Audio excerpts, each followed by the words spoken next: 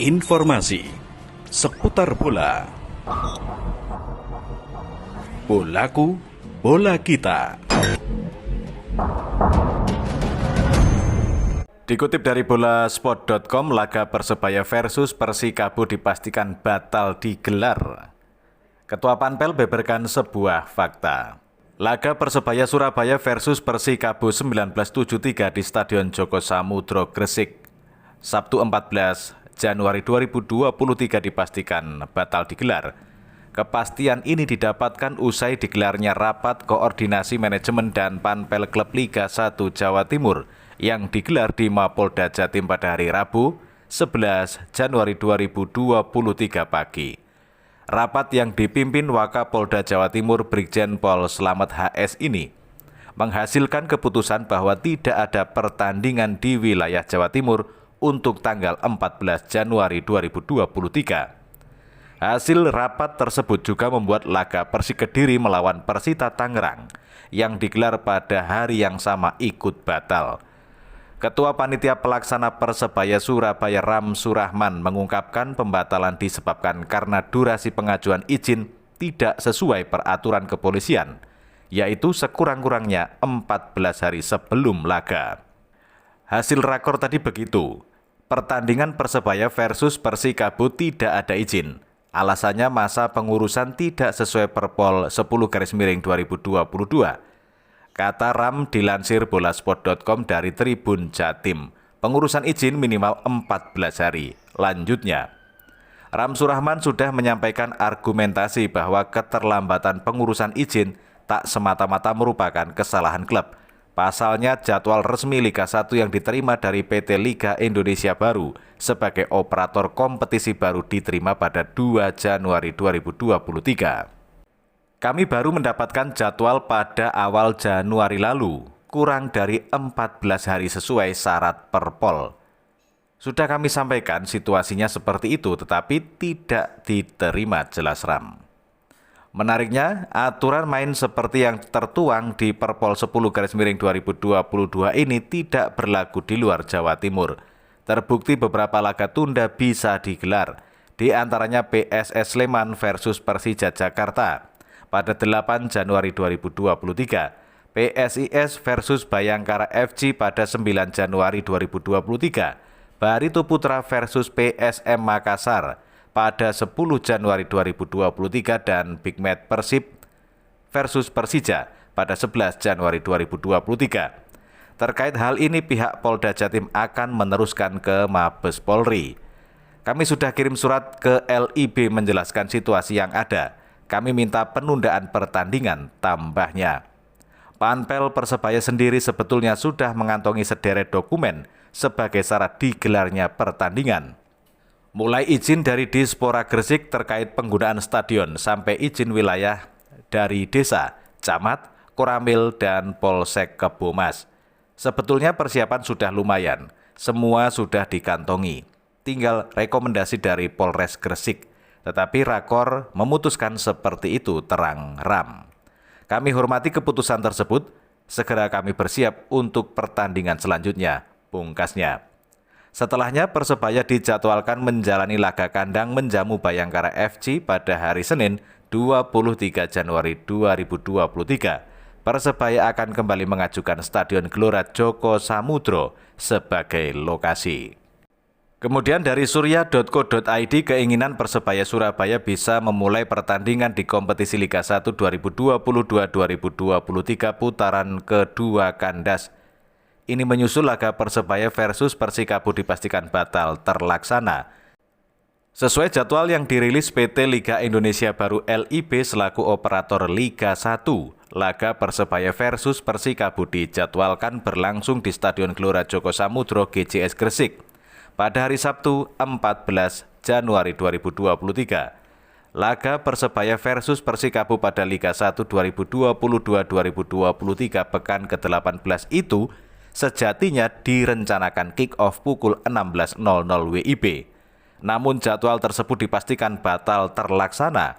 Status laga Persebaya versus Persikabo di Stadion Gelora Joko Samudro Gresik ditunda dan diserahkan ke LIB selaku operator Liga 1. Polda Jatim memanggil dan mengumpulkan panitia pelaksana atau panpel klub Liga 1 di Jawa Timur, mulai Persebaya Surabaya, Madura United, Persik Kediri, dan Arema FC. Semua klub Liga 1 dikumpulkan dan melakukan rapat koordinasi terkait pelaksanaan Liga 1. Rapat digelar di Mapolda Jawa Timur pada hari Rabu 11 Januari 2023 kemarin. Kemudian kami kutip dari Suara Semarang, PSIS Semarang ditengarai menjadi korban efek domino Ze Valente ke Persebaya lantaran harus bersiap kehilangan Jonathan Cantilana. Ze Valente yang sebelumnya berseragam PSS Sleman resmi pindah ke Persebaya, sementara PSS Sleman kini disebut memburu pemain PSIS Semarang Jonathan Cantilana. Bahkan saat PSIS Semarang kalah dari Bayangkara FC pekan lalu, Jonathan Cantilana disebut sudah berada di Yogyakarta.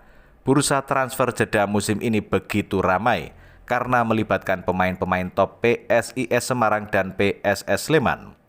Gelandang PSIS Semarang memang dirumorkan segera pindah. Kesempatan itu semakin terbuka lebar setelah Ze Valente pindah ke Persebaya Surabaya pekan lalu. Baik Jojo, panggilan Jonathan Cantilana, dan Ze Valente memiliki posisi yang sama. Gelandang serang pengatur ritme permainan dan sekaligus menciptakan peluang bagi para striker di depan. Keduanya juga menjadi pemain utama di PSS Sleman dan PSIS Semarang. Kehilangan Ze Valente membuat manajemen PSS Sleman dikabarkan ngebet memburu tanda tangan Jonathan Cantilana. Sementara Jonathan Cantilana sendiri masih terikat kontrak di PSIS Semarang hingga akhir musim ini. Jika benar kehilangan Jonathan Cantilana, manajemen PSIS Semarang harus bergerak cepat untuk mendapatkan gantinya. Saat ini PSIS Semarang sudah melakukan trial pada 2 pemain asing dan diprediksi Ryo Fuji, pemain asal Jepang yang akan mendapatkan kesempatan untuk berlaga di Liga 1 paruh kedua ini. Hal itu sesuai dengan permainan Ryo Fuji yang dinilai bisa langsung nyetel dan sesuai dengan ekspektasi manajemen. Ryo Fuji bisa saja segera bermain bersama Taisei Marukawa JS, mengingat sama-sama berasal dari Jepang. Maka komunikasi keduanya dinilai akan cepat cair dan mudah dalam beradaptasi. Hal itu sebagai konsekuensi PSIS Semarang yang bisa kehilangan Jonathan Cantilana usai kepindahan Ze Valente ke Persebaya. Kemudian dari www.goal.com, kedatangan Ryuji untuk menambah kekuatan lini belakang Bali United sementara direkrutnya Victor diharapkan buat Persebaya lebih tajam. Tak butuh waktu lama buat Ryuji Utomo mendapatkan klub baru usai didepak dari Persija Jakarta. Bek berusia 27 tahun itu dipinang Bali United. Ryuji direkrut karena dirasa cocok dengan kebutuhan Bali United. Kedatangannya diharapkan membuat lini pertahanan Bali United makin oke dalam menata putaran kedua Liga 1 2022-2023. Hadirnya Ryuji juga untuk mengisi kekosongan tempat yang ditinggalkan William Pacheco. Pesepak bola berpaspor Brasil itu memutuskan angkat kaki dari Bali United beberapa hari lalu.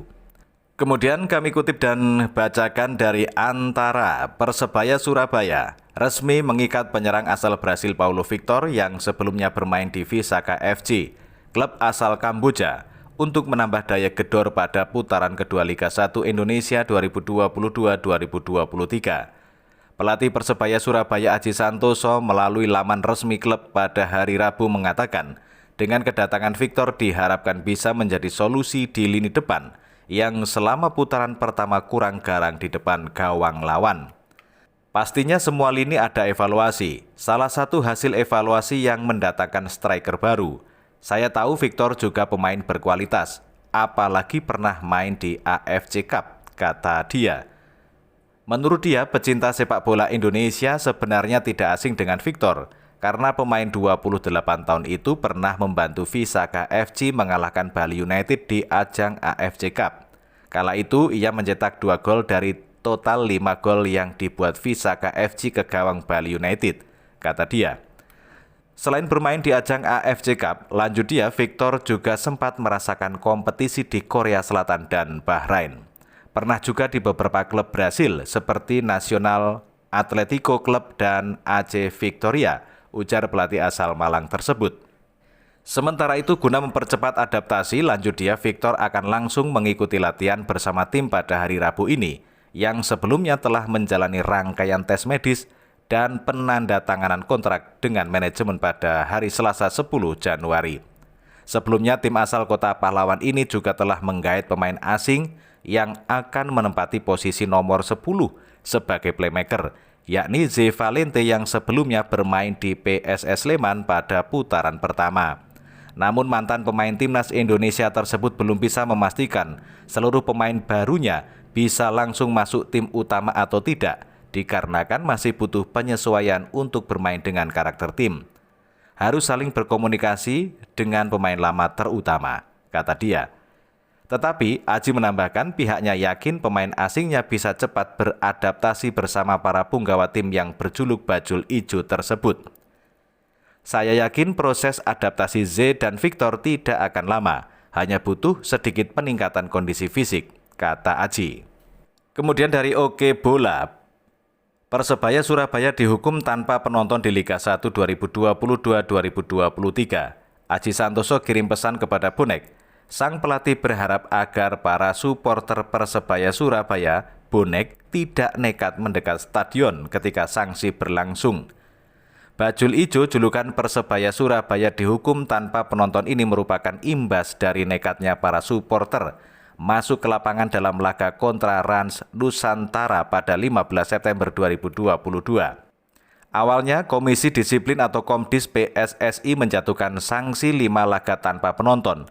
Namun usai dilakukan banding, sanksi tersebut berkurang menjadi hanya 2 laga. Namun begitu, Aji tidak gentar meskipun timnya akan tampil tanpa penonton di 2 laga awal putaran kedua Liga 1 musim ini. Menurutnya, hal itu tidak mengganggu fokus pada persiapan timnya.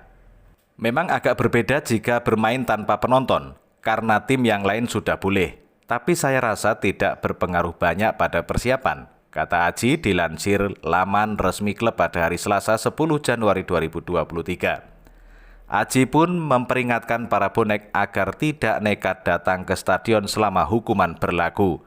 Dia hanya berharap agar doa para bonek tidak putus selama Persebaya bertanding tanpa mereka.